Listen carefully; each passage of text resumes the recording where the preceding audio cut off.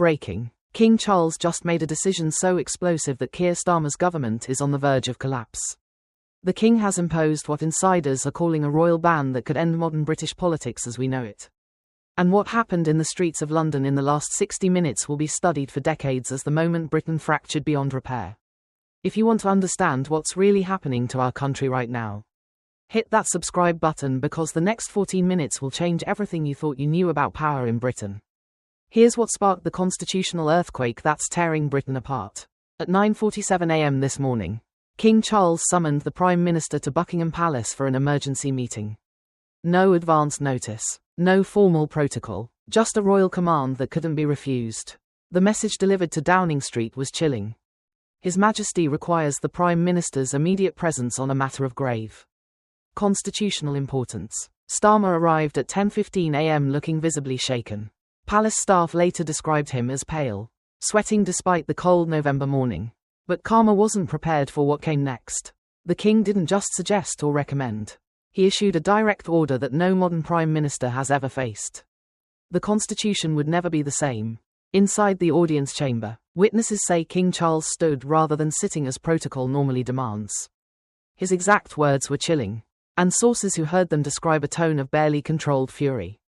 Prime Minister, your government's treatment of British military veterans while prioritising irregular migrants has crossed a line I cannot ignore. Effective immediately, I am invoking my constitutional authority under the royal prerogative to suspend all new asylum processing until Parliament addresses the veteran housing crisis. The response was swift and devastating. Starmer, according to two separate palace sources, went bright red and actually shouted at the monarch, "Your Majesty, with respect, you have no such authority. Parliament is sovereign. This is 2025, not 1.625. The room temperature dropped instantly. Private secretaries exchanged horrified glances. One AQ later told friends he'd never witnessed such a breach of protocol in 30 years of royal service. Within hours, the hammer fell. The King's private secretary released an official statement confirming the royal ban. The language was precise, measured, and absolutely devastating. His Majesty has exercised powers granted under constitutional precedent to ensure the welfare of those who serve the Crown takes precedence over political expedience. According to senior Conservative MP Jacob Rees-Mogg, this is the most significant assertion of royal authority since Queen Anne refused royal assent in 1708. The King has just reminded Parliament that sovereignty in Britain is shared. Not absolute. But wait, because there's another layer to this confrontation that makes it even more explosive. Sources inside the palace reveal that King Charles presented Starmer with a dossier during their meeting. A thick folder containing photographs, testimonies, and case files of 47 specific veterans currently living rough on British streets. One photograph allegedly showed a former Royal Marine sleeping in a doorway less than 2 miles from Parliament itself. The King literally placed these photographs on the table in front of the Prime Minister. One witness recalled and said, "Explain to me how this is acceptable in the nation I serve." Starmer reportedly had no answer. He shuffled through the papers, his hands visibly trembling, and then tried to deflect by talking about budget constraints and complex policy considerations. That's when King Charles delivered what insiders are calling the knockout blow. Prime Minister, when policy becomes an excuse for inhumanity, it ceases to be policy and becomes betrayal. The words hung in the air like a death sentence for Starr's credibility. Meanwhile, British veterans who served in Iraq and Afghanistan are living in council flats with black mold, waiting lists stretching 18 months, and pension delays that leave families choosing between heating and eating. James Richardson, a 54-year-old former sergeant who lost his leg in Helmand Province, was evicted from temporary housing just 3 weeks ago. He's been sleeping in his car outside a veterans' charity office in Manchester, queuing each morning, hoping for a hot meal and maybe a shower. "I gave my leg for this country," Richardson told reporters with tears streaming down his face. "And now my country won't give me a roof over my head." His story isn't unique. Sarah Mitchell, a 48-year-old former army medic who served 3 tours in Afghanistan, lives in a mouldy bedsit in Birmingham with her 2 young children. The council offered her accommodation, but the flat had exposed wiring and a bathroom ceiling that had collapsed. "I treated wounded soldiers under fire," she said in an interview that's now gone viral. "And I can't get a safe home for my own kids. What was it all for?" While British heroes freeze in cars and shelters, Asylum seekers are housed in 4-star hotels across London, Birmingham, and Manchester. We're talking continental breakfast buffets, housekeeping services, private rooms with en-suite bathrooms paid for by British taxpayers to the tune of £8 million per day. The Britannia Hotel in Manchester, the Holiday Inn in Birmingham, the Park Plaza in London, all converted into asylum accommodation, while veterans queue at food banks. The contrast is so obscene, so morally bankrupt that even lifelong Labour supporters are calling it a national disgrace. Then something unprecedented happened that nobody saw coming. King Charles broke 70 years of royal protocol established by his mother and directly intervened in government policy. At precisely 11:30 a.m. at Buckingham Palace, he delivered what constitutional historians are already calling the most significant royal intervention since the abdication crisis. Parliament has forgotten that sovereignty carries responsibility, the king declared with barely concealed anger, according to 3 witnesses present. When British servicemen and women sleep rough while foreign nationals enjoy comforts denied to our own people. The constitutional compact between Crown and government demands action. Palace insiders reveal that Charles has been receiving letters from veterans for months. Hundreds of them, handwritten pleas describing homelessness, poverty, and despair. One letter reportedly read aloud during yesterday's Privy Council meeting described a veteran attempting suicide after being denied emergency housing while an asylum hotel opened 2 miles away. The king's voice allegedly cracked with emotion as he read the final line. "Your Majesty, I fought for Britain. Why won't Britain fight for me?" The optics are absolutely catastrophic for Starr's government. The king, traditionally silent and neutral, has publicly sided with veterans against his own prime minister. Here's where it gets really interesting. Because the timing of this royal intervention wasn't accidental, multiple sources confirm that King Charles coordinated his announcement to coincide with Remembrance Week, the most sacred period in Britain's military calendar. Think about the strategic brilliance of that timing. Veterans across the country are wearing poppies, attending memorials, honoring fallen comrades, and in the middle of this national moment of respect for military service, the king drops a constitutional bomb defending those who served. The symbolism is so powerful, so emotionally devastating for Starr that political analysts are calling it a masterclass in royal communication. Professor Catherine Hayden of the Institute for Government said in an emergency analysis published this afternoon, "The king has weaponized British patriotism against his own government. Every poppy worn this week becomes a silent protest against Starr's policies. That's not politics, that's political annihilation." The domino effect has been immediate and devastating. Within 90 minutes of the royal ban announcement, the pound sterling dropped 2.3% against the dollar as markets panicked about constitutional stability. 4.7 billion wiped from the FTSE 100 in a single trading session. Currency traders in London described complete chaos on the floors. One senior trader at Goldman Sachs told Bloomberg, "Nobody knows what happens when the king starts making policy. The uncertainty is killing us." Political fractures opened immediately. 17 Labour MPs have now publicly broken with Starr, including former Home Secretary Ayat Cooper, who released a statement saying, "The Prime Minister has provoked an entirely avoidable constitutional crisis through his stubborn refusal to prioritise British veterans." But that's not even the worst part for Labour.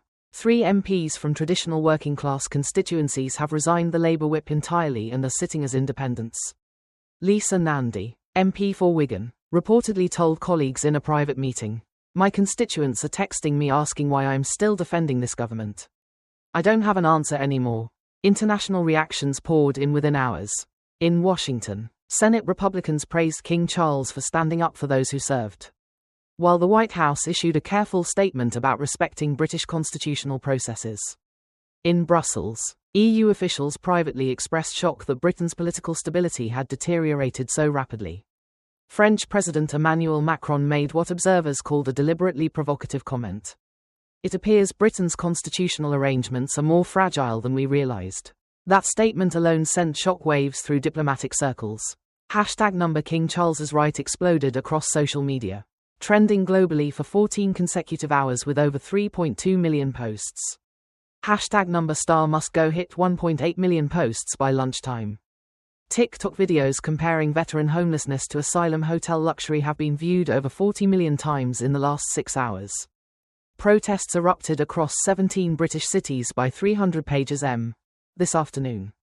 In London alone, an estimated 40,000 people gathered outside Parliament, waving Union Jacks and chanting, "Defend the Crown, defend our veterans," in Manchester, Birmingham, Glasgow, Cardiff, and Newcastle. Thousands more took to the streets. These aren't organised political rallies. They're spontaneous eruptions of public fury that caught even the organisers by surprise. Inside number 10 Downing Street, the atmosphere is being described as pure pandemonium. Ministers are at each other's throats screaming about who's to blame and who should resign first. Deputy Prime Minister Angela Rayner allegedly slammed a folder on the cabinet table and walked out yelling, "I'm not going down with this ship." Transport Secretary Louise High was overheard saying to Chancellor Rachel Reeves, "Starmer has destroyed us and he doesn't even realise it yet." Education Secretary Bridget Phillipson reportedly broke down crying during an emergency cabinet meeting, saying, "We're finished. The voters will never forgive us for this." WhatsApp groups with names like Leadership Transition Team are plotting Starr's removal as we speak. The question isn't if they'll move against him. It's which day this week they'll pull the trigger. Senior Labour figures are already conducting quiet polls among backbench MPs to gauge support for a leadership challenge. Names being discussed include Rachel Reeves, Ike Cooper, and even Wes Streeting, though sources say Strering is considered too junior. Keir Starmer looked visibly rattled at Prime Minister's questions this afternoon. Sources say he fumbled basic. The responses and appeared to be reading frantically from notes that kept sliding off his dispatch box. One Conservative backbencher described him as looking like a man who knows his career is ending in real time. Opposition leader Rishi Sunak went in for the kill with a question that left Starmer speechless. Does the Prime Minister believe that British veterans deserve less consideration than illegal migrants? Or does he simply not care about either? But here's the layer that could trigger the complete collapse of Labour's government. Leaked documents from the Home Office show that Starmer's advisers explicitly warned him 3 months ago that veteran homelessness was becoming a political time bomb. A 47-page internal memo dated August 2025, obtained by The Telegraph and confirmed by 2 separate Home Office sources, laid out the exact scenario that's now unfolding. The memo allegedly warned public patience with asylum hotel expenditure while veterans remain homeless is reaching breaking point. Royal concerns about this disparity have been communicated through private channels. Failure to address this urgently risks constitutional intervention. If these documents are real and if they show what multiple Home Office sources claim they show, then Starmer deliberately ignored warnings from his own government about this exact crisis. Think about what that means. The Prime Minister was told veterans were suffering. He was told housing asylum seekers in hotels would cause public outrage. He was told King Charles was personally concerned about the issue and he did nothing. The optics of that would be absolutely devastating because it proves this wasn't incompetence or oversight. It was a deliberate political choice to abandon veterans while protecting his progressive immigration agenda. According to constitutional expert Vernon Bogdanor of King's College London, if the Prime Minister received explicit warnings about royal concerns and dismissed them, he may have violated the unwritten protocols that govern Crown government relations. That's not just bad politics. It's constitutional malpractice. Meanwhile, Nigel Farage is seizing the moment with surgical precision. While Starmer stumbles and Labour implodes, Farage stands wrapped in the Union Jack, looking like Britain's only adult in the room. At a Reform UK rally in Birmingham this afternoon, he declared, "King Charles has reminded us what leadership looks like. While politicians play games, our King stands with those who served. If that's not British values, I don't know what is." The crowd erupted with cheers that lasted over 2 minutes. Farage then pivoted to his killer line. "They call us extremist for wanting to house British veterans before foreign nationals." Well, if that's extremism, then His Majesty the King is an extremist, too. The political judo was brilliant. By aligning Reform UK with the King's position, Farage made opposition to his policies look like opposition to the monarchy itself. The polls tell the story and it's a bloodbath for Labour. A Snap survey by Ipsos Mori shows Labour collapsing to just 23%. Their lowest rating since 2019. The Conservatives hold steady at 28%. Reform UK has surged to an unprecedented 31%. The first time Farage's party has topped national polling in the so-called Red Wall constituencies that Labour reclaimed in the last election. Reform UK now leads by 12 points. In military towns like OT, Colchester, and Catterick, Reform UK support has hit 47%. For the first time in modern British history, Reform UK isn't just a protest movement. They're the most popular party in Britain. Farage isn't just winning the argument. He's winning the country. But wait, because there's one more bombshell that could completely reshape British politics. Senior sources in Reform UK tell us that Nigel Farage has been in private communication with members of the royal household for months. Not with King Charles directly. That would be constitutionally impossible. But with former private secretaries and royal advisors who maintain close ties to the palace. These sources claim that Farage was given advanced warning that royal patience with Labour's veteran policies was exhausted. If true, that means Farage positioned Reform UK to capitalise on this exact crisis weeks before it exploded into public view. The strategic coordination would be breathtaking. It would mean that while Starmer ignored warnings, Farage was preparing to ride the resulting storm straight into Downing Street. The next 72 hours are absolutely critical for Britain's future. Starmer faces a confidence vote in Parliament on Thursday that he may actually lose. If enough Labour MPs rebel or simply abstain, his government falls and Britain heads to snap elections. King Charles must decide whether to use further royal prerogatives if Parliament refuses to act on veteran housing. Some constitutional experts are whispering about possibilities nobody wants to say out loud. Could the king refuse to sign legislation? Could he dismiss ministers? Could he even dissolve Parliament itself?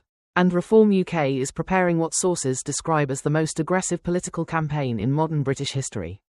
Targeting every marginal seat Labour holds. Campaign posters are already being printed, featuring side-by-side images. Homeless veterans on one side, luxury asylum hotels on the other, with the caption, "Who does Labour serve?" The question is no longer whether Star MA survives politically. It's whether the entire British political establishment survives the earthquake that King Charles just triggered. Britain is watching a constitutional crisis unfold in real time that makes Brexit look like a minor disagreement. This crisis will be studied for decades as the moment when the British monarchy reasserted powers everyone thought had vanished centuries ago. At its epicenter stands Starmer, who looks increasingly isolated, desperate, and critically finished. History will remember this as the day British politics fractured into before and after. Not since Edward VII abdicated in 1936 has Britain faced such a fundamental constitutional crisis. This could be bigger than the expenses scandal, bigger than Brexit, bigger than anything we've seen in living memory. The last time a British monarch directly challenged Parliament's authority with such force. It led to civil war. We're not there yet, but the constitutional foundations that kept Britain stable for 3 centuries are cracking before our eyes. Cambridge historian Dr. David Starkey said in an emergency television appearance this evening, "We are witnessing the death of one constitutional order and the birth of another. What replaces it will define Britain for the next 100 years. So here's the question that matters, and I want your honest answer. Did Keir Starmer just commit career suicide by challenging the king? Or did King Charles overstep his constitutional authority and give Starmer the fight he needs to survive? Will Nigel Farage actually become Britain's next Prime Minister on the back of this crisis? And here's the really uncomfortable question nobody in Westminster wants to ask. If the king can suspend asylum processing with a royal decree, what else can he do? Drop your thoughts in the comments below. We read every single one, and your perspective matters because this isn't just about politicians anymore. This is about what kind of country Britain becomes. And if this story shocked you as much as it shocked us, share it with everyone who needs to see what's really happening in Westminster right now. The mainstream media won't show you the WhatsApp messages, the leaked documents, or the panic behind closed doors. But we will, tomorrow. We're breaking the story about what really happened in that Buckingham Palace meeting and why 3 cabinet ministers are preparing resignation letters as I speak to you now. We're also investigating claims that palace officials have been coordinating with opposition parties for weeks. This constitutional crisis is far from over. In fact, it's only just beginning.